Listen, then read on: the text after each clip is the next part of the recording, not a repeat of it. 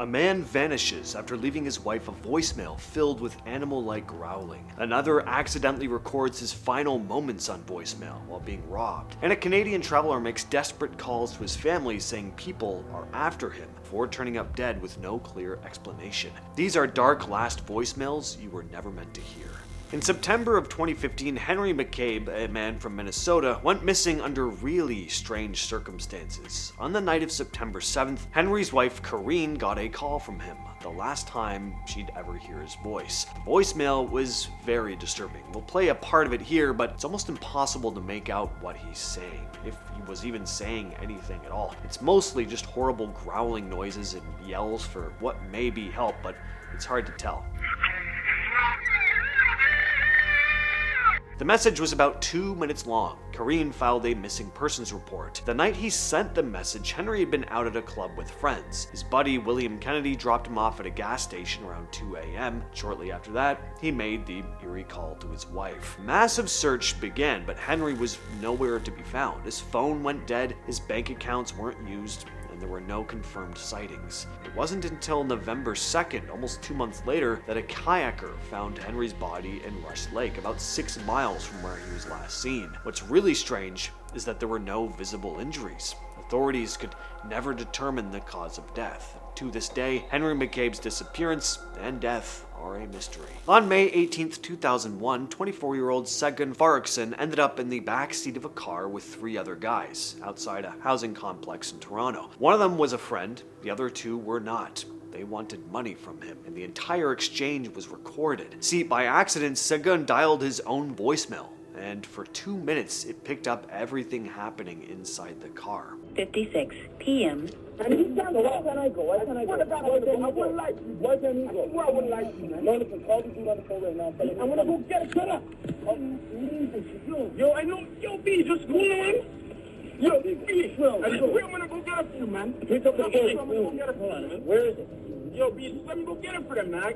Yo, let me go get it for them. I swear to God, man. I'll pay for it out of my own pocket and get it for them. I swear to God, please. You can hear him insisting he doesn't have money, saying he can get some if they wanted. In the background, one of the men is threatening him, and you can tell Segun is terrified. Starts pleading for his life. The recording cuts off right as the voicemail timer runs out. Just minutes later, emergency calls came in from the same area. He'd been found dead in the car. Police made the voicemail public, hoping someone would recognize the voices, but to this day, no one's ever been held responsible. Back in 2015, 28-year-old Canadian traveler Nara Pech was supposed to be heading home from Laos. He'd started out in Cambodia, then hopped over to Thailand and Laos with friends. But not long into the trip, he got homesick, decided to cut things short to see his fiancée in Toronto. His friends walked him to the airport and watched him clear customs. And that was the last time anyone saw him in person. He did leave voice messages behind. Inside Wote International Airport, Nara called his parents and his fiancée's family, saying, "I'm in Laos and they're trying to hurt me. I need help. Call the embassy, please." In another message, he said someone had taken his boarding pass and that it was a bad situation. By the next morning, Nara was gone. Police claimed he'd harmed himself after an incident in the terminal, but when his family ordered a private autopsy in Thailand, it showed multiple wounds that just didn't seem to add up to that explanation. Now, a decade later, those voicemails are still the only direct glimpse into what Nara was going through in those final hours. His family says they can hear him trying to sound calm, but underneath it, he was terrified. In September of 2020, Laura Sardinha had finally changed the locks on her doors and gotten a restraining order against her ex, Craig Cheron, after years of harassment. But later, he showed up at her Huntington Beach home, and what happened next was captured in a voicemail. Laura was on the phone with her mom and her best friend when she realized that he was there. "Oh my God, he's here," she said before her friend hung up and called 911. She tried to call back, and that's when she left a 37-second voicemail. She screamed, "He's gonna kill me. Get away from me." Police later found Laura dead, while Sharon was bleeding from wounds that he'd made to make it look like she'd attacked him. During the trial, Senior Deputy District Attorney Janine Madera told the jury that Sharon's silence in the voicemail was the most disturbing part. You don't hear him yelling, you don't hear a struggle, it's just Laura begging for her life. His silence is absolutely deafening. He's enjoying taking his time killing her.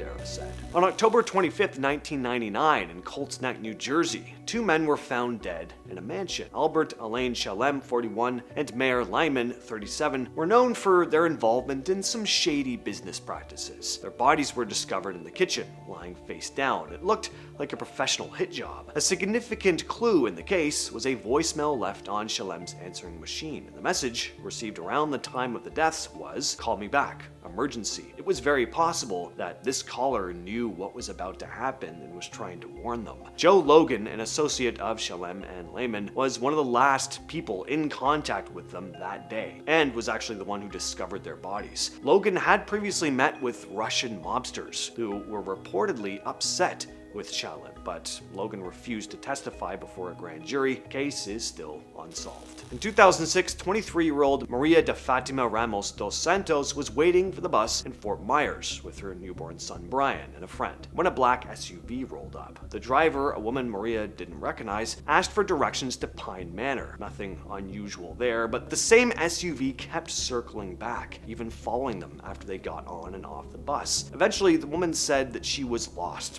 offered them cash if they'd hop in and help. And since the SUV even had a car seat in the back, Maria thought, well, she seems friendly enough and she's a mother and should be safe. Unfortunately, it was not. A short while later, the driver pulled a blade and forced Maria and her friend out. The woman in the SUV took off with Bryan still in the car. One detail that still chills investigators is the voicemail the kidnapper left just before this all went down. Using Maria's phone, she dialed a local business and left a casual-sounding message about getting directions to Pine Manor. That recording, just 30 seconds long, is the only trace of her voice authorities ever recovered. To this day, Bryan has never been found. In May of 2003, a 2-year-old boy showed up alone in a busy Bakersfield neighborhood. He was wearing clean clothes, he had fresh white sneakers on, and he spoke only Spanish. At first he said his name was Mateo, but he couldn't tell anyone where he lived. When police asked if he had siblings, he held up 2 fingers. If he had a dog, he held up 1 finger. He was healthy, polite, he was very well behaved. About a week goes by, and then a voicemail comes in. A woman called, saying she was the boy's mother. She claimed his real name was Jesus Perez Florez, and explained that she was dying of cancer. She said she wanted him to be safe and begged police to find a good home. What made the message so convincing was that this woman knew things about the boy that weren't made public. So it seemed like she really might have been his mother, but no member of his family ever came forward to claim him. The full story is still a mystery. In February of 1983, John Masegian, a wealthy mortgage executive from Reno, was in Miami Beach for a work trip. He brought along his 4th wife, Carol, so she could enjoy the sun while he attended this week-long convention. Toward the end of the trip, John promised to meet Carol at the hotel pool around noon. When he didn't show up, she called their room repeatedly, but there was no answer. Front desk eventually let her in, but John wasn't there. Later that evening, hotel staff found his body in a stairwell just a few doors down from their room. Investigators determined he'd been strangled in the hotel room before being moved. Robbery didn't seem to be the motive here. One strange detail about this case is the voicemail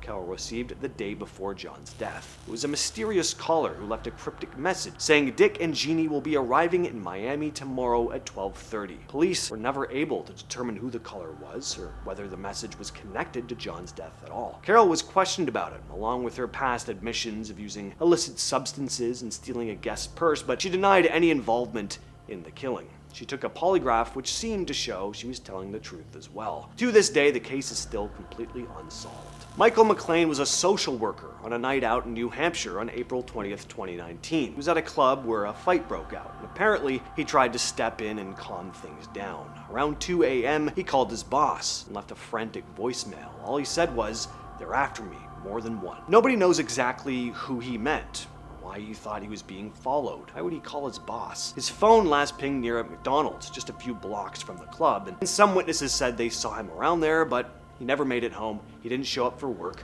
stopped posting online, and his bank cards were never used again. Investigators are still stuck trying to figure out what spooked him so badly. Was it in connection to that fight at the club, or something else happened? Fortunately, we may never know. Matthew Weaver was 21 in August of 2018, dropping a friend off after a party when he decided to drive into the mountains outside Malibu, California. Around sunrise the next morning, he posted this peaceful photo of the Santa Monica Mountains on Snapchat. That's basically the last normal thing anyone anyone can confirm. A few hours later, Matthew sent a series of strange messages to a friend saying, "Some crazy is going on, then I just want to talk while I have the chance." That was the last anyone heard of him. Hikers in the area reported hearing screams and someone yelling, "He's got a GUN." Matthew's car turned up abandoned near a remote trail. His keys and phone were missing. Months later, hikers found the keys just 25 feet from the car, along with a torn shirt and a hat believed to be his. Nothing else ever showed up. 7 years on, Matthew Weaver's disappearance is still completely unexplained. I've been your host, James, and I'll catch you, yes, you specifically, in the next video.